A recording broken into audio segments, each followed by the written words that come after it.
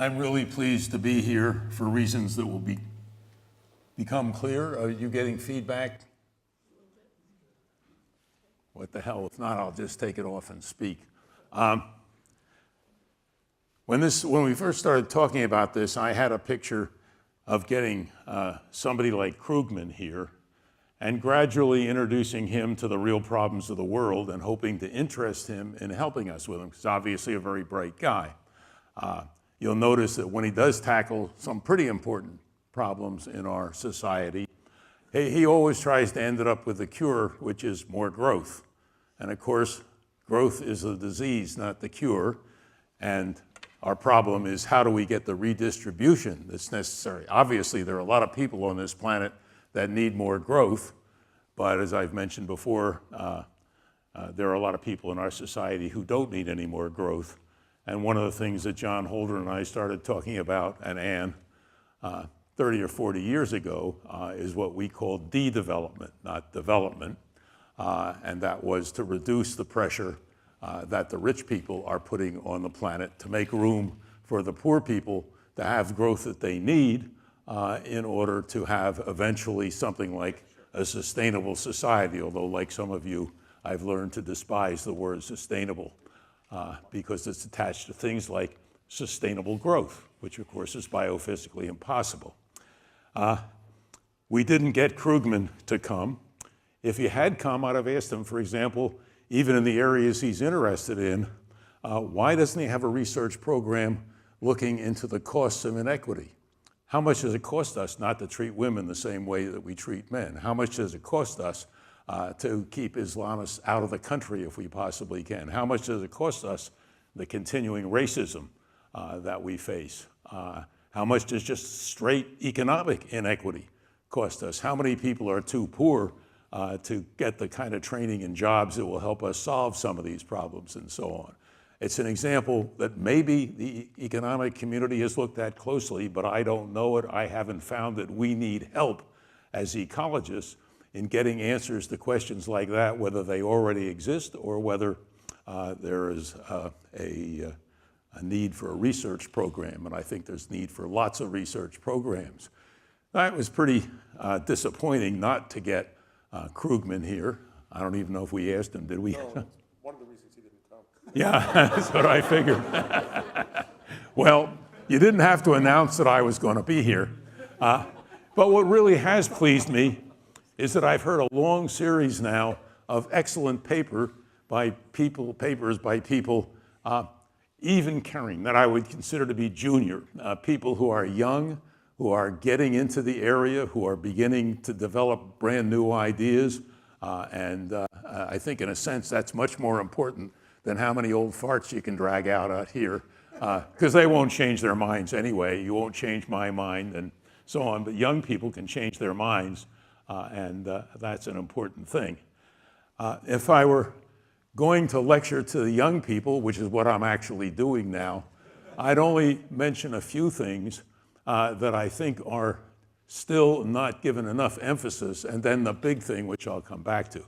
The kinds of things that aren't given enough emphasis in ecological economics is, for instance, we focus very strongly on climate change. If you look, I think, at the Journal of Ecological Economics, I'll bet you half the articles in one way or another are tied to climate change. And climate change is one of the truly great threats to us, but at least in the general public, and I'm talking now about the big thing, because I'd like to see the great young people we have here talking more to the general public. And if you talk to the general public, for example, about climate change, they think the big worry, I forgot to set the bezel, I still have an hour and a half left, right? You got 3 more minutes. Then as somebody said yesterday, I'd like to try and talk faster, but I can't. There's much too much emphasis on sea level rise, which will affect hundreds of millions of people, no question. But the threat to agriculture, in my view, and I think David's view too, is tentatively very, very much greater. And we ought to emphasize that more when we're dealing with climate change.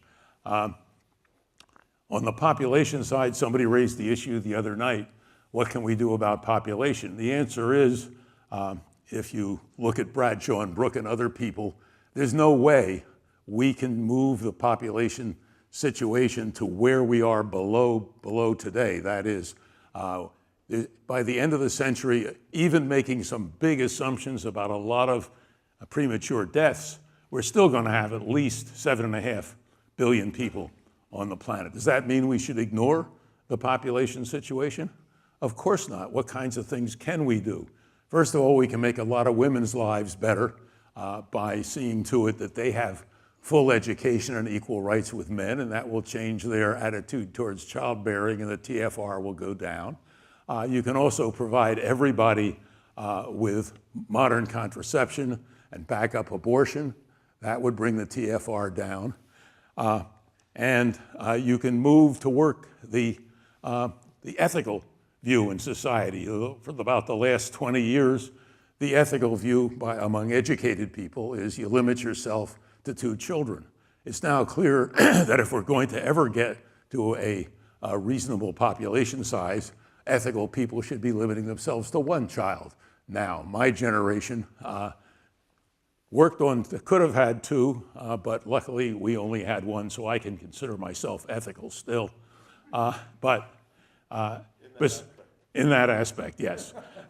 And another thing which is missed all the time, with a collapse coming, with at least all of my colleagues think there's probably no way at all to get out of it, you could easily have, if everybody behaved ethically, say 500 million people that would not go through the collapse because they would be born afterwards. After all, if we want to have the maximum of human beings live, we'd keep Homo sapiens going for several million years, not see if we can exterminate civilization and maybe even ourselves in the next few decades. So I think that's a critical area, and I hope that the young people that are here and working on such interesting problems will put 10% of their time, tithe to their profession, trying to find ways to get the big issues out into public discourse.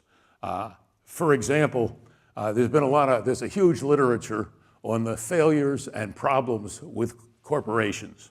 The most recent one, if you haven't seen it, is a book by Senator Sheldon Whitehouse called Captured, which basically says the U.S. is no longer a democracy. It's a corporate plutocracy. He didn't add in theocracy, but you could. But he ends up saying, I'm not quite through the book yet, but I'm going to make it up for him if he didn't say it, that after all, we need corporations because they provide lots of growth. We don't need lots of growth in the United States. In the United States, we need lots of redistribution. We do not need growth. It's much worse in the United States than it is in, say, Nigeria or Bangladesh or anywhere else, virtually anywhere else, with our kakistocracy going full time. So my basic message is we need help from economists. We're getting help from economists. In the last 25 years, I think most of my closest colleagues in research have been economists in one way or another. And I'd like to finish up by talking something more specific to the things in our session here and problems of public health, because as I've told some of you, I've gotten into a problem that I didn't expect, which I think is the second most unrecognized public health problem in the United States, probably at the present time.